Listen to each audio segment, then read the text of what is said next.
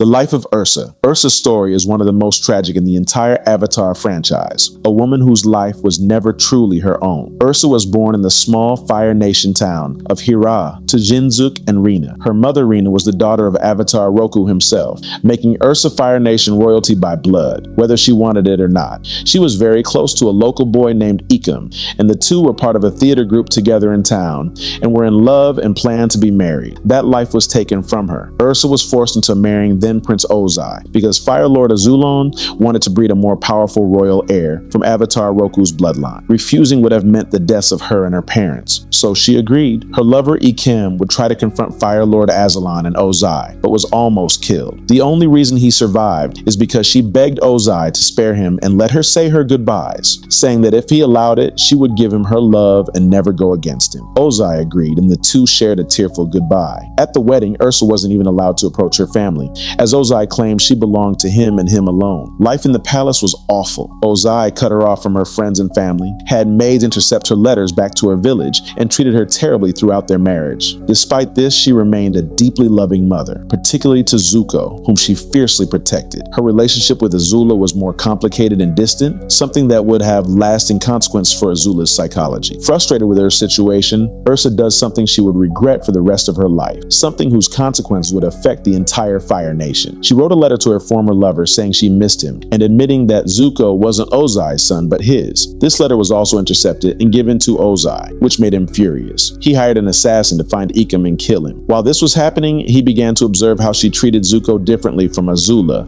letting doubt and paranoia creep in. This also resulted in him abusing Zuko even more. The assassin returned, saying the mission failed and he couldn't find Ikem. People said he went into a forest and never returned. Ozai wasn't pleased and had the assassin executed for failing him. He then confronted Ursa about the letter and Zuko. Ursa was furious about Ozai's violation of her privacy. This led to a massive argument where Ozai lied that he had killed Ikem and her parents as punishment for her actions. Things didn't get any better as Azula became more ferocious and abusive, while Zuko became a more abused, reclusive, and isolated child. If you're enjoying the video so far, don't forget to like and subscribe. It helps a lot. Now, back to the video. The bargain that changed everything. The turning point came when Ozai asked for his brother Iroh's birthright, the claim to the throne, almost immediately after hearing of his nephew's death. You dare suggest I betray Iroh, my firstborn, directly after the demise of his only beloved son? I think Iroh has suffered enough, but your punishment has scarcely begun. Fire Lord Azulon ordered Ozai to murder his own firstborn, Zuko, as punishment for Ozai's ambition and to make him understand what it felt like to lose a firstborn son. Father said Dad's punishment should fit his crime. You must know the pain of losing a firstborn son by sacrificing your own. Liar! I'm only telling you for your own good. I know. Maybe you could find a nice Earth Kingdom family to adopt you. Stop it! You're lying! Dad would never do that to me. Your father would never do what to you? What is going on here? I don't know. It's time for a talk. When Ursa learned that Azulon had ordered her husband to murder their son, and that Ozai intended to go through with it, she conspired against the Fire Lord. She would make a special untraceable poison to kill Azulon. This would guarantee Ozai the throne and protect Zuko. The price? She would take the blame, meaning she was banished from the Fire Nation capital for treason. This led to the scene we saw in the series where she says her goodbyes to Zuko.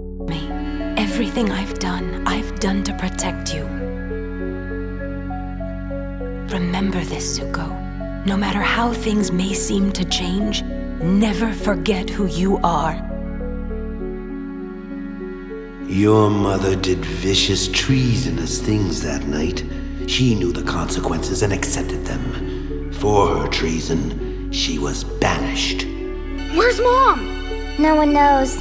Oh, and last night, Grandpa passed away. Ursa returned to her hometown, where she discovered her parents were indeed dead and that Ikem was missing. Feeling alone and lost, she ran into a kind stranger, who was later revealed to be Ikem himself. She rekindled her relationship with him, but guilt and fear of her previous life kept haunting her, so Ikem advised her to get a new face, as he had done. It took some convincing, but eventually she agreed. They traveled together to find the spirit responsible, the Mother of Faces. In order to lead a normal life, she requested that the Mother of Faces grant her an entirely entirely new face, but she didn't think it would help with the guilt, so the Mother of Faces offered her something more. Not only could she change her face, but also her memories and identity, wiping all memory of her life with Ozai, including her children. She became Noriko, married Ikem, now going by Norin, and had a daughter named Kiyi, completely unaware of her past. All of this was revealed to Team Avatar and Azula by the Mother of Faces after they had come to the forest, looking for clues about Zuko's mother. Zuko eventually tracked her down, not initially recognizing her in her new form. After learning the truth from the Mother of Faces, he revealed to Noriko that he was her son. She didn't remember anything, but Ikem, now Norin, knew everything and tried to explain to both his wife and Zuko that he couldn't be his son. Then Azula burst in and tried to kill her, but Noriko apologized, saying she should have loved her more. This slowed Azula just enough for Zuko to pull her off their mother. Azula ran into the woods crying, and Zuko could only watch her flee. Ursa then chose to have her face and memories restored, and the two were finally properly reunited. Zuko asked her about the letter, and she revealed it was a complete lie. She had written it to test whether Ozai was spying on her. We then go back to her past with Ozai, where Ozai himself confirms that he knew it was a lie,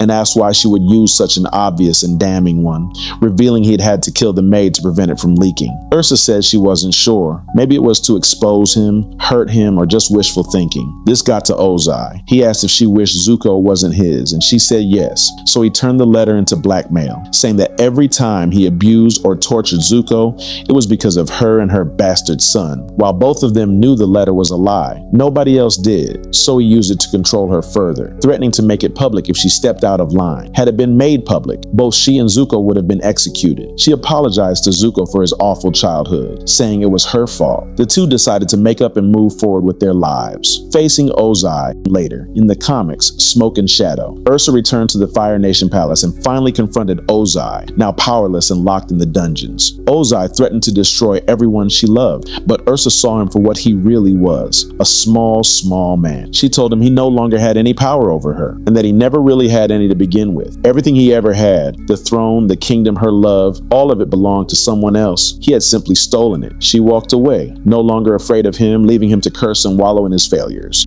The tragedy of Ursa. Ursa never got to choose her own life. She was taken from her home, stripped of her love, used as a political tool, forced to make an impossible bargain to save her son, and then erased her own memory just to survive the pain. She's a woman who sacrificed everything, and for a long time, remembered none of it. Her name means bear in Latin, and like a mother bear, everything she ever did was to protect her cubs, even when it cost her herself. If you enjoyed content like this, don't forget to like and subscribe. It really helps. Thanks for watching.